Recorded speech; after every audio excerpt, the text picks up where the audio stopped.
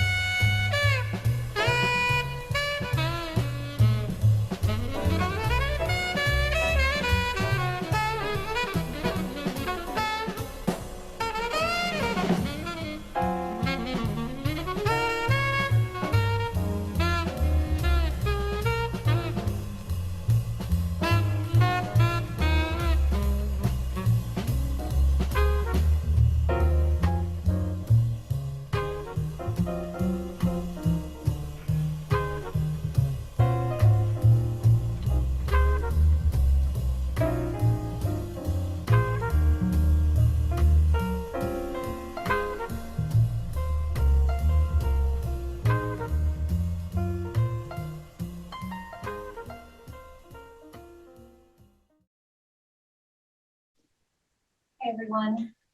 Thank you so much for coming here today to celebrate my dad's life. We will begin in a second with a brief explanation of the Baha'i funeral from my Aunt Midge. Then, as you can see in your program, we will have a number of readings and songs that were carefully selected with my dad in mind. After that, we'll have remembrances from family and friends, and we will end with the Baha'i prayer for the dead. After the service here, we will proceed to the Union Cemetery, where we will have another opportunity to say goodbye. So again, thank you all so much for coming to remember my dad. Gotta take a breath. Oh, I'm so happy to see all of you. I'm so happy that people from all walks of my brother's life have come to celebrate and honor him. So thank you so much. We're here to remember my dear brother Bill, and I'm going to give a brief introduction to some of the tenets of the Baha'i Faith and Baha'i funeral proceedings. In the back of your program are more information about the Baha'i Faith, and you can explore that later if you want. Some of the core beliefs of the Baha'i Faith, which was very dear to my brother, are the oneness of humankind is a pivot around which revolves all the teachings of Baha'u'llah. And Baha'u'llah's name means the glory of God. Baha'u'llah taught that humanity, after a long and turbulent adolescence, is at last reaching a stage of maturity in which unity in a global and just society can finally be established. Some of the basic beliefs of the Baha'i Faith are, and I just have a few.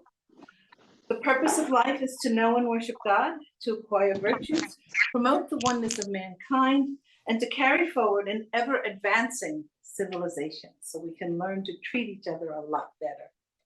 All humanity was created by one God and is a part of one race, the human race.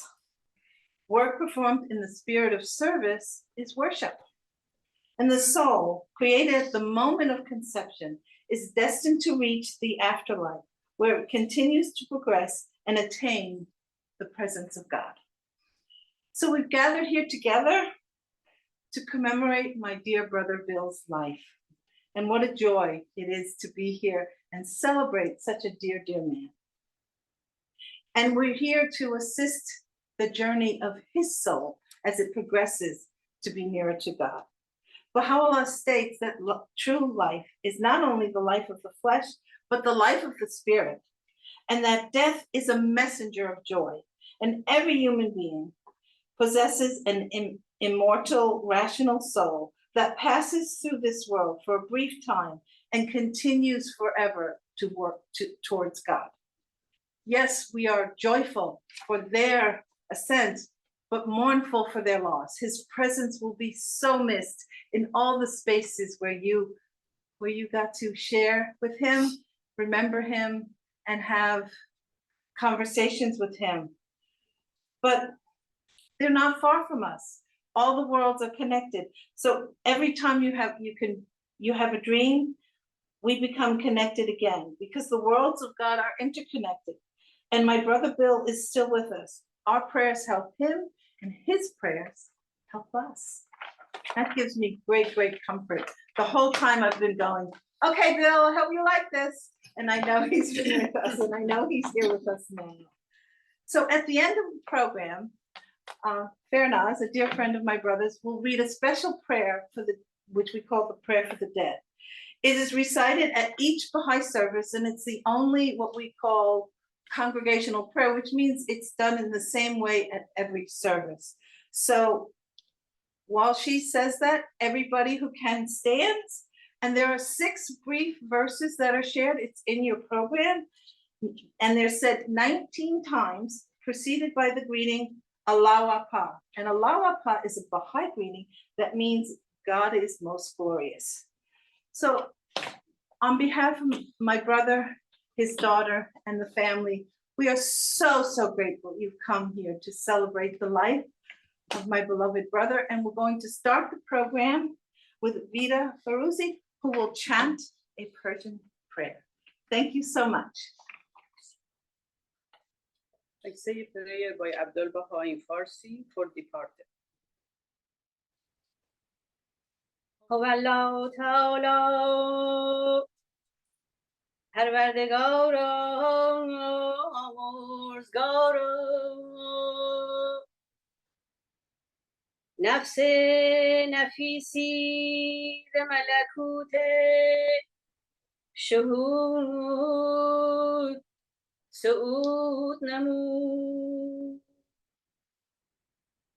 و از خاکدان فانی به جهان جاودانی شتافت میهمان جدید است عزیز فرما بنده قدیم است خلعت بدی عطا کن ای بی نیاز بیامرز و بنواز و به خلوتگاه راز راه ده و در محفل تجلی همدم و دمساز نما تویی دهنده و بخشنده و مهربان و تویی آمرزنده و نوازنده و توانا عبدالبها عباس.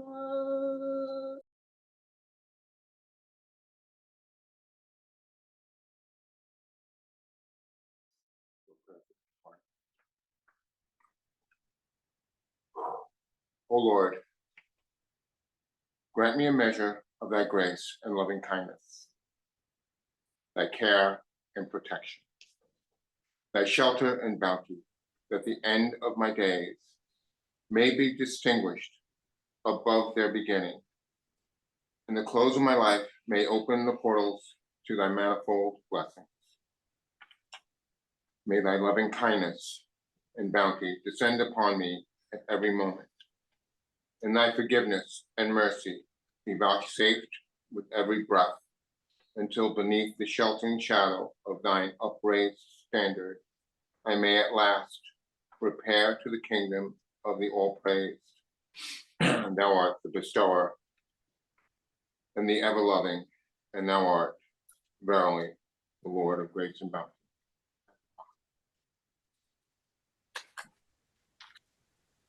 This is a prayer for the departed in Spanish to honor my dad's love of the Spanish language and me speaking Spanish.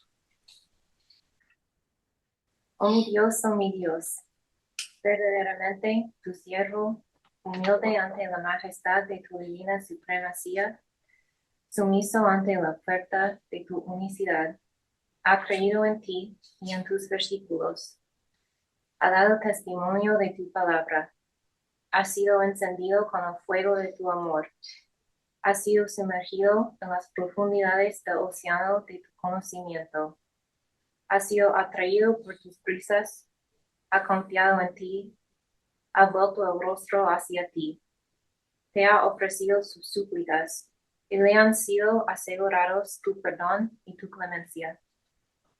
Ha abandonado esta vida mortal y ha volado hacia el reino de la inmortalidad, anhelando el favor de encontrarse contigo. Oh Señor, glorifica su posición, cobíjalo en el pabellón de tu suprema misericordia.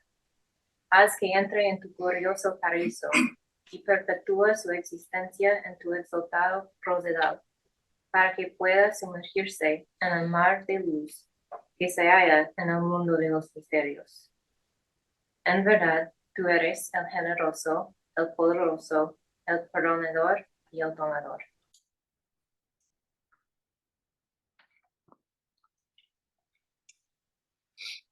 This is the prayer for the departed.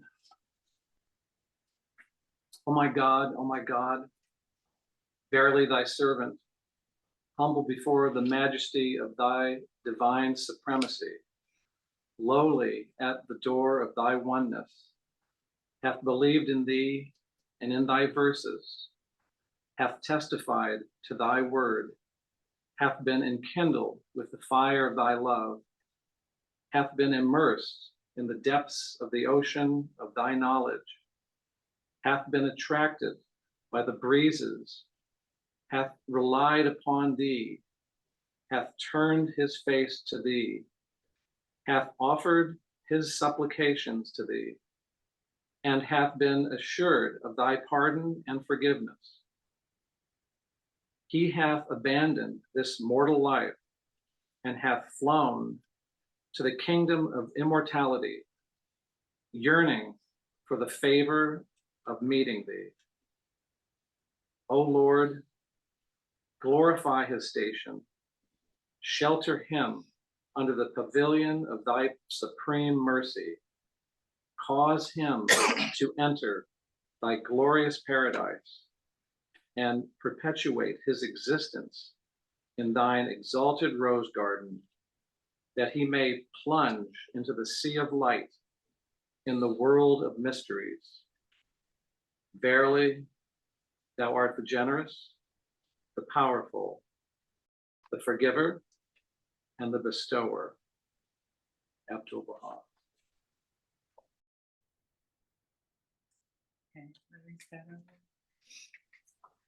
Know thou that the soul of man is exalted above and is independent of all infirmities of body or mind. That a sick person showeth signs of weakness is due to the hindrances that interpose themselves between his soul and his body.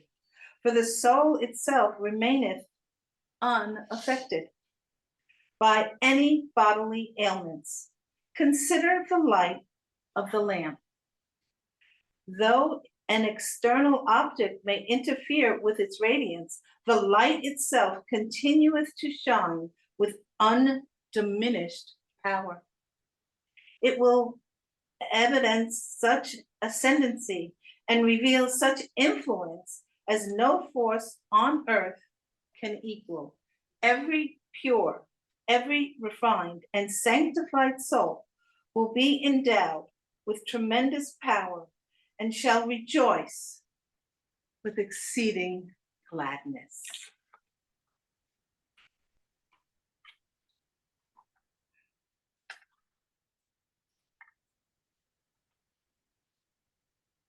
These are all things pertaining to the soul, and not of bodily ills. Thus, it is apparent that the soul, even as the body, has its own individuality. But if the body undergoes a change, the spirit need not be touched. The same thing applies to the spirit of man.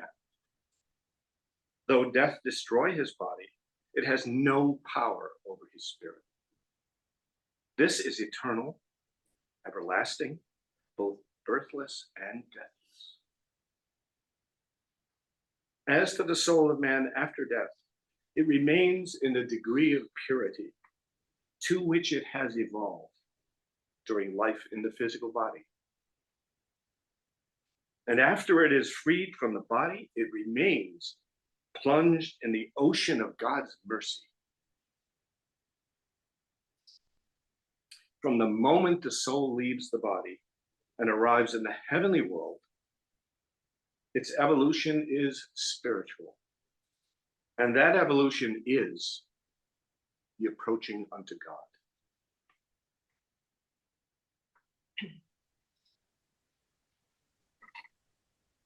Every human being possesses an immortal, rational soul that passes through the world for a brief time and continues for eternity to advance towards God.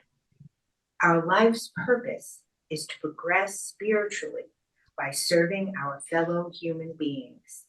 In doing so, we acquire the divine qualities we will need in the life to come.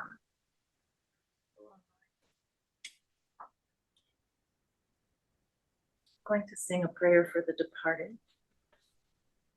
I, Abdul Baha, the son of the founder of the Baha'i Faith. Oh my God, O thou forgiver of sins, bestower of gifts, dispeller of affliction, verily I beseech thee to forgive the sins of such as have departed, abandoned the physical garment, and have ascended to the spiritual world. Oh, my Lord, purify them from trespasses, dispel their sorrows, and change their darkness into light. Cause them to enter the garden of happiness. Cleanse them with the most pure water, and grant them to behold thy splendor on the loftiest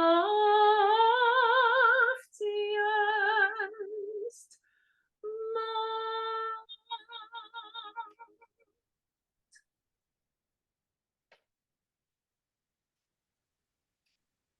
The spiritual world is like unto the phenomenal world. They are the exact counterpart of each other. Whatever objects appear in this world of existence are the outer pictures of the world of heaven. Once a friend asked the master, "How should one look forward to death?" He replied, "How does one look forward to the end, to the goal of any journey? With hope and with expectation. It is even so with the end of the earthly journey. In the next world, man will find himself freed from many of the disabilities under which he now suffers. Those who have passed through death have a sphere of their own. It is not removed from ours. Their work, the work of the kingdom, is ours, but it is sanctified from what we call time and place. Time with us is measured by the sun. When there is no more sunshine, no more sunrise, and no more sunset, that kind of time does not exist for man. Those who have ascended have different attributes from those who are still on earth, yet there is no real separation. In prayer, there is a mingling of station, a mingling of condition. Prayer for them as they pray for you.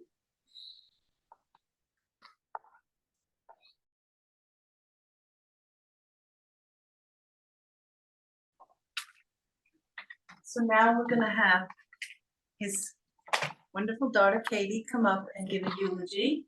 And then my brother Frank and his wife Aurora will start with the remembrances. Family will go first. And then anybody who has a wonderful story, and we really look forward to hearing them, can come up and share their remembrance of my brother. Oh, and we have a few little gifts. Over there's some tea, because my brother loved to drink tea. You can take that. And there's a poem here that you can take as well. Thank you.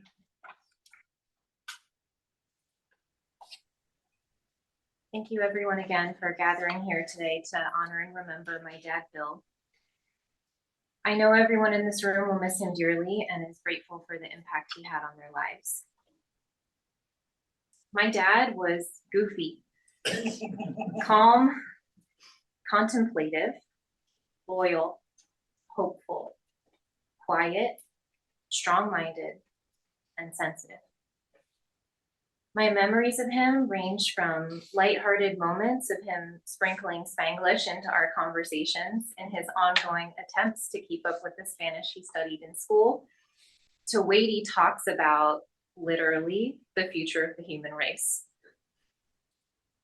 Some of my favorite moments from my time with my dad are equally as varied, and I think each moment reveals a key element of his unique personality. I remember getting takeout from Mr. Pasta, our favorite Italian restaurant in Wilmington. He always got ravioli, I always got gnocchi, and eating it while watching one of the original Star Wars movies. All credit belongs to him for my knowledge of all things Jedi. And as he taught me about the Force, the energy that binds the universe, he was also quietly continuing his own education, earning both his bachelor's and master's degree while working. I remember traveling to a special hatchery to choose our bird, a cockatiel named Prince. Although my dad sometimes referred to him as this dumb bird, he did love Prince, who in turn loved flying around the room and finally landing right on top of my dad's head. His sensitivity showed in his love for animals, just not cats. I remember many visits to Wellspring Farms, the stable he took me to for weekly horseback riding lessons, where he watched me from just outside the riding ring. After each lesson, he would come with me to cool down my horse, standing in the grass as the horse grazed and offering me some pointers on how to improve my transition to the canter now that he was an equine expert. And you know, half the time he wasn't wrong. Just like he wasn't wrong when he instructed me to change the flick of my wrist to throw a frisbee better. He was observant and thoughtful in many aspects of life. I remember road trips to visit Aunt Midge and Uncle Rob and Uncle Frank and Aunt Aurora and all of my wonderful cousins. On each trip, he was determined to beat the arrival time MapQuest provided.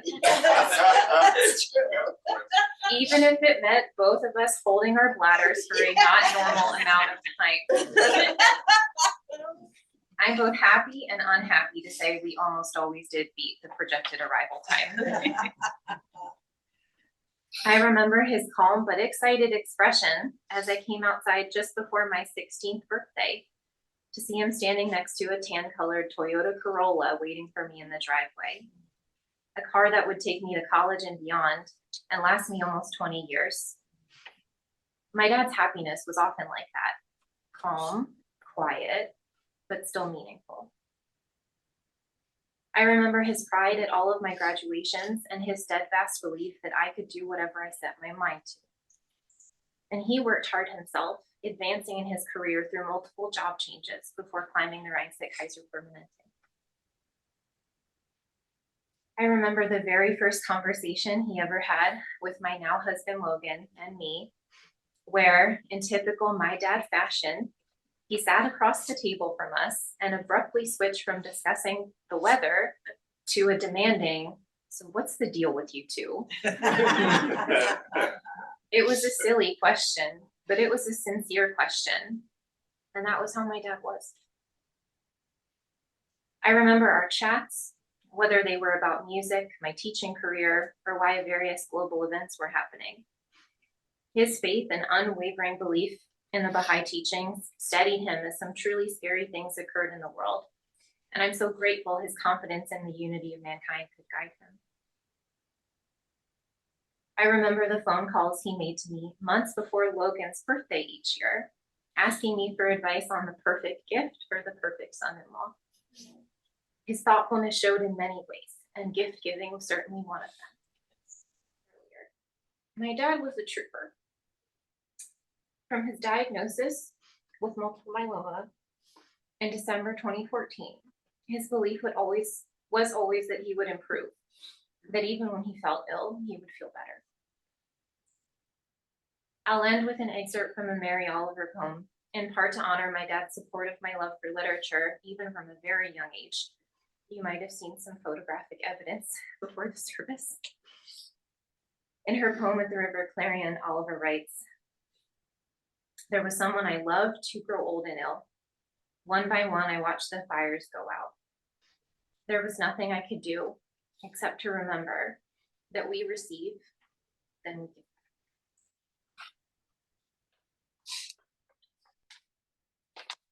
Hello, everybody. I'm Bill's older brother, Frank. And I prepared some words to say, but I'll be remembering Bill the rest of my life. I keep thinking of more memories. The thing is, when I was younger, I heard that as you get older, your short-term memory is very bad, but your long-term memory is very good. Well, I have to tell you, my memory is very bad, period. So I'm remembering things, and I hope I remember more things about my early days with Phil, and the slideshow certainly helped. But here's what I wrote the other day, and I'll share it with you. This present moment that lives on to become long ago. That's a Gary Snyder poem, one of his shorter ones. Bill, Bill, my brother who came from the same chaos as me. You were the good son, Mom said. Were you too good? Is that possible? In this world, it might be. You were a very diligent young man and boy, proud of your accomplishments as well you should be. What do I remember? I remember baby you in 49 to 52. Little brother of 4 when I was 10, exploring the world of Queens. Quiet you as a mild-mannered grade school student, a pint-sized Clark Kent, I used to think. Your MG midget that you crashed into my Volvo and later flipped after a night shift at Met Foods where you worked while going to school. This is a famous family story, and I think it's 100% true that Phil was driving this MG Midget. MG Midget weighs about 1,000 pounds, and it was a convertible. And it flipped. He fell asleep, and it kind of rolled over and flipped and landed on top of him. But a passerby pulled the car off him single-handedly. Other people told him about it after he woke up because he was knocked out. And the passerby left Lone Ranger style. You know, the Lone Ranger. Who was that masked man? I wanted to thank him. That's how the passerby drove off. The funny thing is, I worked for Met Foods for a while as well. It's a little grocery chain on Long Island. I remember you taking over my bedroom after I moved out. Brother Tim told me your music sounded a lot like mine. A lot of Miles Davis, of course. And it was like I hadn't left, Tim said. I remember you calling Dad the Great Pretender after the pop song. Your love of cars throughout your adult life, you bought an Oldsmobile Intrigue in about 1999. The name was Intriguing, but you hated the car and quickly got rid of it. Then years of Nissan Maximas, a big, powerful sedan, and that's what I always pictured Bill driving. But then when I came to Katie's wedding, Bill was driving VW GTI, a very cool, slick, sporty car. So something changed in Bill's life between the Maxima and the GTI, and I wish I knew exactly what changed. I remember you and Charlie playing basketball. You never liked baseball all that much. You didn't get the baseball bug that I caught living in Brooklyn and Queens. You know, New York had 3 baseball teams, each one better than the other. I guess Phil was too young to get that bug. And of course, we all remember Bill's polo shirts and rumpled jeans. He had a way of wearing a polo shirt that looked like it had been in the bottom of somebody's gym bag for 10 years. But he loved those polo shirts. But he was always relaxed when he wore those, and of course he always looked great in the suit too. Very importantly, Bill showed up for my daughter Maria's important life events, graduations, wedding, and she'll never forget that, and never forget Bill's love and kindness as her favorite uncle. Your patience and kindness with an inattention that I never got to the bottom of. Perhaps if we had lived closer, I might have got to know Bill better.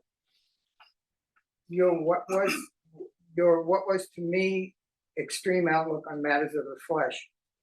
You thought the Beatles lyrics were scandalous, and you weren't alone in that, I guess. But that you were aiming at a life of the spirit, I have no doubt. Our conversations about the meaning of some Baha'i writings is something I remember very vividly. I regret that this stopped when I formally left the Baha'i Faith. We never really spoke about it, and maybe now we can somehow. We helped each other at times. I remember you helping us move more than once. When a dog died, you helped me bring the body to the pound. I helped you when you were laid up after an operation. You admired my work in photography. Did I ever tell you that your excellent photos of baby Maria were the inspiration that rekindled my interest in photography? I hope I told you at least that much. I'm pretty sure I did. Now that you're gone, having suffered so much, I wanted more life for you, but your body knew better. I miss having you in my life, but then you will always be there. Now that you are part of the mystery that surrounds us, will I hear from you again? Somehow, I don't doubt it. I first met Bill, and actually the rest of the family, in 1985 on the sad occasion of preparing the memorial service for their dad. I quickly noticed the strong family resemblance each sibling has to my husband, which immediately endeared him to me. But especially Bill, certainly around the eyebrows, something about the shape of their heads.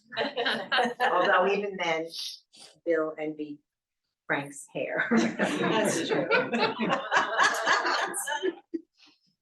But I really noticed Bill at the actual service. He did look very handsome in a suit and tie. There was just something about him as he greeted people. There was really a glow coming from him. And as he greeted each person, his smile was so warm and genuine, and he was making everyone feel so comfortable and welcome, me included. And some people have an infectious laugh. Bill had an infectious smile. Even if he wasn't smiling at you, if you saw him smiling at someone, you would find yourself smiling. I thought to myself, what a special person. Over the years, Bill became very important in our lives, and I hope he became important in his life too. I had many opportunities to think, what a special brother to Frank, what a special brother-in-law to me, and what a special uncle to Ruby. She asked me to read this message today. Just having Uncle Bill present made the time special. That's the gift he gave to me throughout my life, his presence. Of course, he gave me other gifts too, like the bracelet of woven leather and pearls when I graduated from high school. I borrowed it from her to wear today. But when I think back, what meant the most to me was that he showed up when it counted. He drove up to Massachusetts for my high school graduation, to Rhode Island for my college graduation. He flew across the country to be at my wedding. At those and many other times, his presence was always quiet and comforting. There was never any pretense about him, no show. He was one of the most genuinely sweet and kind humans I have ever met. So thank you, Uncle Bill, for showing up when it mattered. Thank you for always making me feel loved and supported. Thank you for the gift of your presence. It is a gift I will carry with me always. Bill, I know you'll always be with us in spirit, but I will surely miss your smile. I'm not thoughtful enough to have prepared anything in writing. It's totally just whatever comes to me at the moment. But I have to say, Frank and Aurora in particular have noted something that just really struck a note with me, and Maria's note for him, which was, there was no show or pretense about him. He was so sincere. He really would never dream of harming anyone, even animals. And so one of the great things about Bill was, despite his quietness and his warm positivity, is the part about showing up.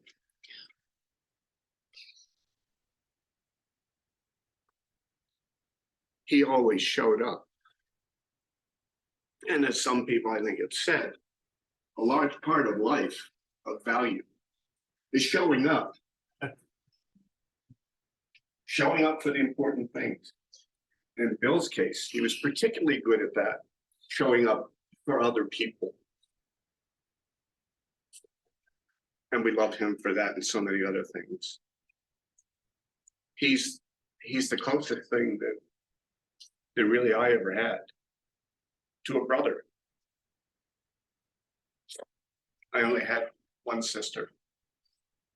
So he was kind of it. He was my brother. And we'll all miss him. I'll miss him very much. But from my point of view, from my faith point of view, and I think from his point of view, I like to think of this situation we're in right now. He is having wonderful conversations with those that have gone before, and they are talking about how it's too bad that we are left behind. That's the reality from my point of view. We're the ones left behind, even though we tend to think we lost them. It's actually the other way around. Oh, I don't know how much I can say. Bill was my person every day. I have 5 brothers, and I have different relationships with all 5 brothers. I mean, when I was a little girl, I idolized my brother Frank. I used to run to him. He used to say, "Where's my Midge?" And I would run to him and he would throw me in the air. And I have such lovely memories of that time with my brother Frank. I took care of my brother Andrew because I'm older than him. Charlie was my partner in crime. And in fact, Charlie, Bill, and I would travel about and we called ourselves the 3 Musketeers. Tim, I didn't have such a good relationship with, but I loved him. He's my brother. But my person was Bill. We spoke every day. We did things every day. All of the people who know Bill knew me. All the people who know me knew Bill. I've gotten so many lovely comments from friends that I know as a child. My children's friends have sent messages about them. Some of them even called him Uncle Bill. We were just partners, It was like Bob and me and Bill. Some of these pictures are trips that I took with him. We went to England. We went all over together. And I'm so grateful I was able to be there for him. We were all there for him at the end. One of his fears was to be alone, and he wasn't. He was surrounded by family who loved him dearly. And I will miss him so much. But I take great pleasure knowing that his soul and his spirit live on. And whenever I think of him, he's right here with me. When I was doing this program, he was right here with me. It'll take me a while to get used to not having our daily conversations. But when I was thinking about that, I think he came and told me, we're just going to have a different conversation. So I'm really looking forward to seeing what that conversation could be. I have two sons that are here, Brent and Mark, but I have two other sons, Ethan Robbie, and my son Robbie lives in New Zealand, and he has written this poem that talks about my brother Bill kind of as a frisbee. And every time, if anybody knew Bill in a social surrounding and he had a frisbee, he would say, "Do you want to have a catch?" And every time he left our house forever with my kids and with Rob, before he left, they played frisbee. And so Robbie wrote this poem, and Brent is going to come up and read it for you. And then other family members can share remembrance, and you all can too. So Brent, can you come up and read the poem? Thank you so much. Hello. When I talked to my brother after he had written this poem, what he told me is that, I guess we all are processing these events in our own way, and this was his way. And he said it just kind of came to him fully formed, and he just felt like he had to write it down. So this is a tribute poem to Bill. It's called Spinning Through Life. There is a frisbee I know which spins and dives, floats through the air and whistles alive. It's just a thing you throw, but it crackles with life, laughing as it flies, delighting in flight. This frisbee flows, spinning through cold, through rain, through winter's might, landing in hands warm and alive. It may wobble or blow off course for the night, but it always finds home past fireflies glowing, spring's fairy lights. In memory it glows, summer heat, long nights, skipping off pavement, bouncing and waving, whirling and sharing its life. It slows as it knows beginnings lead to ends, and ends rotate again to life. Coming to rest in flower beds, autumn leaves swept aside.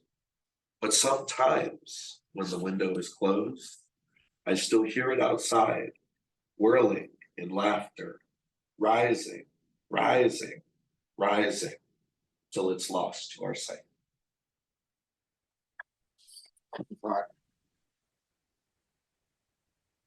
12 years old. And it's after school or on the weekend. At this point, Bill is working or in college. He comes home. We go play basketball.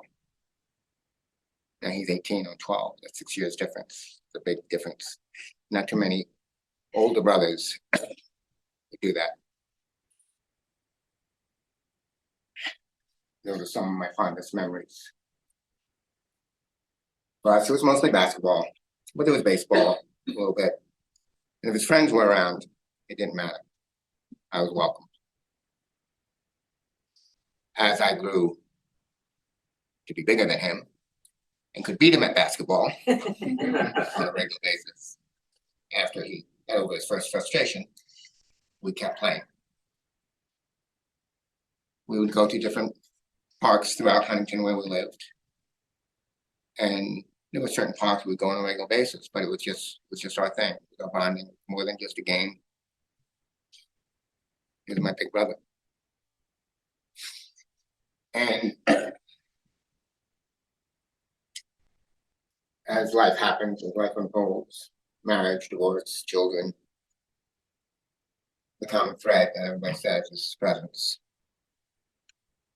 Brought my daughter, when she was little, up to his place in Warwick, Rhode Island, the night where she cut 4 teeth and cried throughout the night. And, Bill just was there, literally was just there. What can he do? Never upset. Frankie brought up cars. Wonder where his variants went. He had a 1972 Capri with a V6 in it and a high clutch. And I learned how to drive a standard check. So there I am, letting me drive his fairly new, one of his first school cars, in a Capri with a 2-door fastback made by West German Ford. And you know how sometimes the memory will just pop into your head, vivid as if you were there. And this one with him is sitting at the corner of the end of our road. There's this like weird intersection that goes like this. And he's a little, you can see him a little tense, so he's, schooling me on how to approach the intersection. So I popped the clutch in there, and he's like, but it was fine. We went and, we laughed about it, and he was, usual self with making some kind of wise ass joke about it. And we went to where we were going, and the rest of it kind of fades away. But there's so many memories like that. It was just a constant thing. When I went through high school, he was very supportive of my wrestling. He was there, whatever it was, he was there. As we, again, adults and so forth, didn't get together as much as we wanted to, but there was always the phone, and we always kept in touch. And as he, with COVID, he was very restricted. So we spoke more on the phone, and the conversations, they ran the gambit.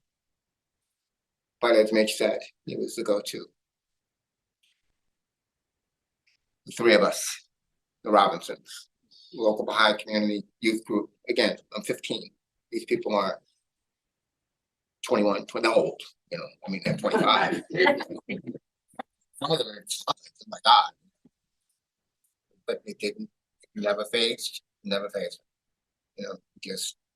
was as natural as breathing. It just took me along. I will never forget that. Even the last couple of months before he passed, he was in the assisted living, and we were sitting there with chatting, and one of the aides comes over and he says, if you ever need anything done, my brother could do it.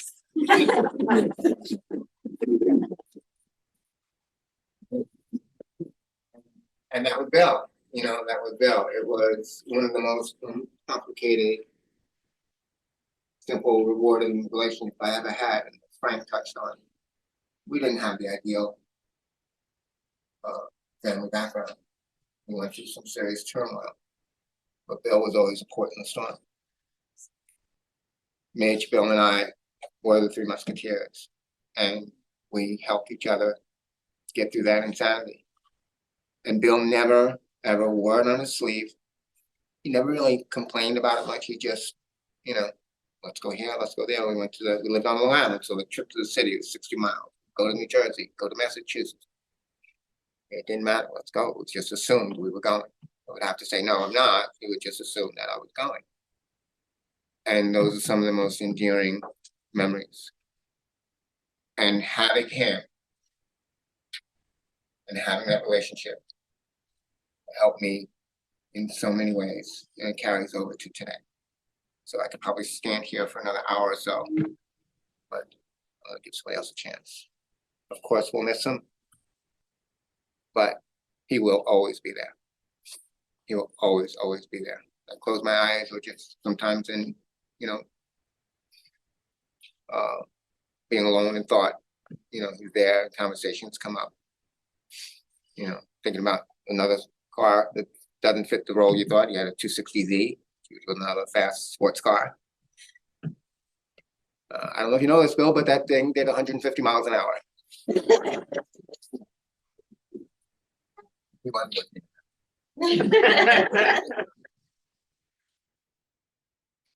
I'm Bill's youngest brother, Andrew.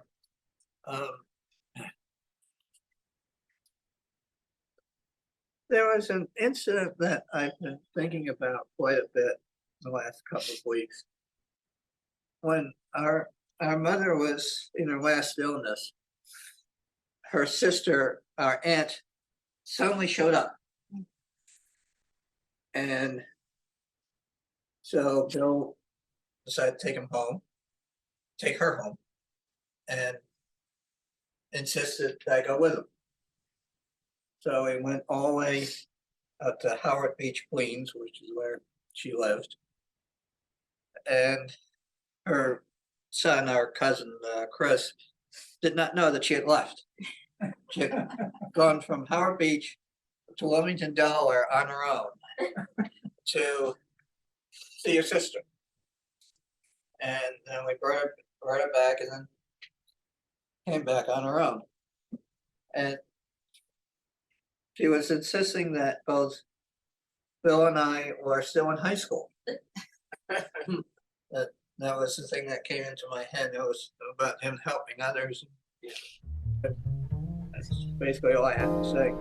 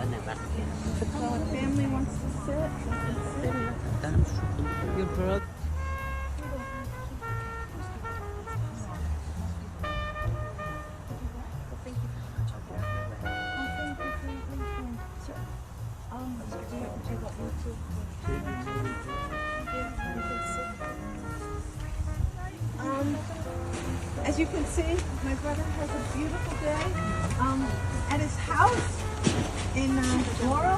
He has two big, beautiful crepe myrtles. So his daughter did a great job finding a resting place by one of his favorite trees. So Andrew's going to read a prayer, and Ali's going to read a prayer, and if anybody else wants to share a little bit, you can, and then we'll come up and put the flowers on the casket. And then you're all welcome to go to the Feruzzi's. Here's the address. We'd love to have you come and continue the conversation about my brother Bill. Yes, we will have, she's an amazing cook. We'll have delicious food together.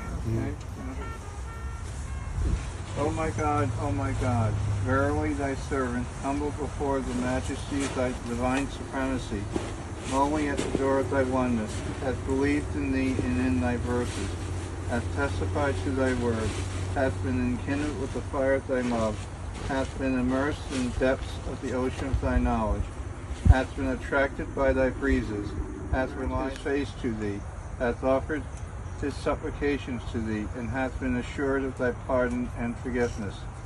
He hath abandoned this mortal life, and hath flown to the kingdom of immortality, yearning for the favor of meeting thee. O Lord, glorify his station, shelter him under the pavilion of thy supreme mercy, cause him to enter thy glorious paradise, and perpetuate. And at the hour of dawn my drooping soul is refreshed and strengthened in the remembrance of thy beauty and perfection. He whom the grace of thy mercy